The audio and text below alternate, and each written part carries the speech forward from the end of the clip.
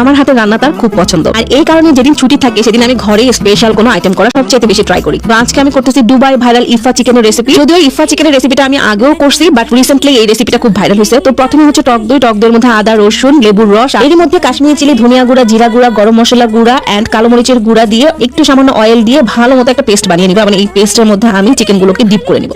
ভালো মতো পেস্টটা বানিয়ে নেবেন। এই পেস্টের মধ্যে আমি এখানে প্রায় 7 থেকে 8 পিস চিকেন নিয়ে নিয়েছি। আপনারা চাইলে আপনাদের মন মতো চিকেন নিয়ে নেবেন, যে চিকেন দিয়ে করতে চান না কেন। দুবাই ভাইরাল এই রেসিপিটা বেসিক্যালি হচ্ছে লেগ পিস দিয়ে করা হয়। তো আমি এটা 30 মিনিটের জন্য এক সাইডে রেখে দেব। তারপর এটাকে আমি একদম শালো ফ্রাই করে ভেজে নেব। একটা প্যানের মধ্যে আমি সুন্দর মতো পরিমাণ মতো অয়েল দিয়ে দিব, খুব কমও না খুব বেশিও না, মোটামুটি পরিমাণ মতো অয়েল দিয়ে আমি সবগুলো চিকেন এখানে বিছাই দিচ্ছি। একেবারে বিছাই দিয়ে উল্টায় এটাকে ভেজে নেব।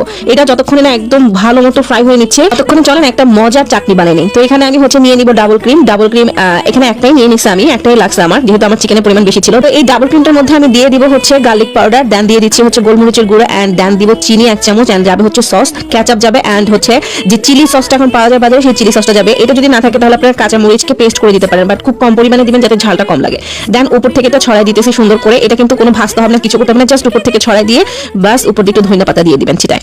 আমার ইফা চিকেন একদম পারফেক্টলি রেডি। সাদা চাটনিটা বানানোর সময় আপনি চাইলে সেটার সাথে হচ্ছে চিজ ইউজ করতে পারেন, কিন্তু আমি কোনো চিজ ব্যবহার করি না বিকজ ডাবল ক্রিমই আমার মনে হয় অনেক হেভি। যাই হোক, অনেক টেস্টি হয়, অনেক টেস্টি, জাস্ট ট্রাই করতে ভুলবেন না।